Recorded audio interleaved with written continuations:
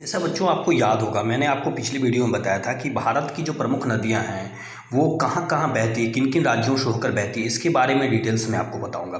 आप इस फिगर को अगर गौर से देखें तो यहाँ पर अगर आप गौर कर रहे होंगे तो यहाँ पर इधर नीचे नीचे की ओर यहाँ जो होता है ये पूरा का पूरा ये एरिया जो है ये इधर इस साइड से यहाँ तक ये जो है ये हिंद महासागर है। ठीक है, यहाँ ऊपर अगर आप जाएँ इस एरिया में ये पूरा अरब सागर है और यहाँ पर अगर आए तो बंगाल की खाड़ी है। तो हमारे देश में बहने वाली जितनी प्रमुख नदियाँ हैं वो आमतौर पर इसी तीनों में जाकर मिलती है, या तो बंगाल की खाड़ी में आकर मिलेगी, या फिर हिंद महासागर में मिलेगी, या फिर अरब सागर में मिलेगी। अब यहाँ पर हम देखते हैं कि हमारे यहाँ जो सबसे पहले देखिए, आप एक चीज़ और गौर करेंगे आप लोग कि यहाँ पर कुछ ऐसी नदियाँ हैं जो दूसरे देशों में थी। जैसे आप यहाँ देख लिया, अगर सामने आप देखेंगे, अगर सिंधु नदी देखेंगे, झीलम देखेंगे, तो ये सब देखिए सब पाकिस्तान की ओर जा रहे हैं, सब पाकिस्तान की जा रहे हैं। इधर अगर ब्रह्मपुत्र की बात करेंगे तो दूसरे देश से उभर के हमारे देश में आ रहा है। ठीक है, तो अब यहाँ पर हम ये गौर करेंगे कि हमारे देश में जो प्रमुख नदियाँ बह रही हैं वो किन किन राज्यों से होकर गुजरती है। तो सबसे पहले देखिए, जैसे सिंधु नदी की अगर हम बात करें तो सिंधु नदी हमारे देश में सिर्फ और सिर्फ जो है वो क्या बोलते हैं, जम्मू कश्मीर में है।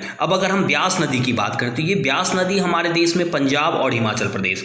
सिंधु नदी सिर्फ और सिर्फ कहाँ पर, जम्मू और कश्मीर में। अगर ब्यास नदी की बात करें तो पंजाब और हिमाचल प्रदेश।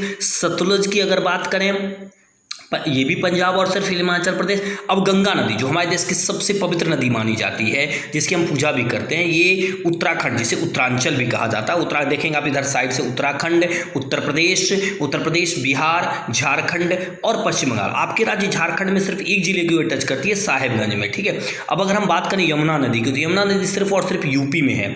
ठीक है, अगर हम बात करें चंबल नदी की तो ये राजस्थान और मध्य प्रदेश, इनके बीच में इस दोनों चंबल नदी के कारण, बांध के कारण दोनों राज्यों में मतभेद भी चल रहा है चंबल नदी के कारण।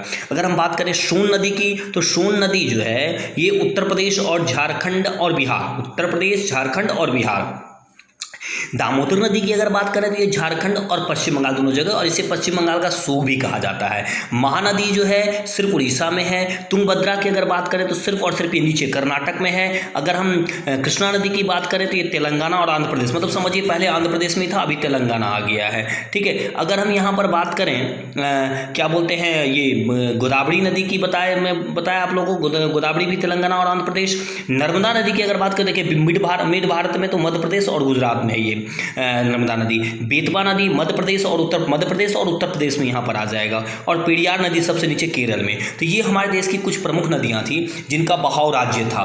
मैं फिर से रिपीट कर दे रहा हूँ आप लोग को, ये ध्यान से आप लोग एक बार देख लेंगे तो आपको समझ में आ जाएगा अच्छे से फिगर के साथ। अगर आप देखेंगे तो सिंधु नदी जम्मू और कश्मीर, ब्यास नदी की बात करें तो पंजाब हिमाचल प्रदेश, सतलुज नदी की बात करें तो पंजाब और हिमाचल प्रदेश, गंगा नदी की अगर हम बात करें तो ये उत्तराखंड, उत्तर प्रदेश, बिहार, झारखंड और पश्चिम बंगाल। यमुना नदी की अगर बात करें तो उत्तर प्रदेश, चंबल नदी की बात करें तो राजस्थान और मध्य प्रदेश, सोन नदी की अगर बात करें तो उत्तर प्रदेश और झारखंड, दामोदर झारखंड और पश्चिम बंगाल, महानदी उड़ीसा, और यहाँ पर देखें तुंगभद्रा कर्नाटक, कृष्णा नदी तेलंगाना और आंध्र प्रदेश, कृष्णा और गोदावरी तेलंगाना और आंध्र प्रदेश, नर्मदा मध्य प्रदेश और गुजरात, बेतवा मध्य प्रदेश और उत्तर प्रदेश, और पेरियार केरल में। और एक और चीज़ ध्यान रखेंगे आप लोग कि ब्रह्मपुत्र एक ऐसी नदी है जो दूसरे देश से बह के अपने देश में इन कर रही है। और यहाँ पर जो है आप गौर करेंगे, यहाँ पर देखेंगे सिंधु है, सतलज है, झेलम है, ये सब हमारे देश से निकल के कहाँ चली जाती है, पाकिस्तान में जाकर मिल जाती है। ठीक है बच्चों, उम्मीद करता हूँ कि थोड़ा बहुत आप लोग को समझ में आ गया होगा।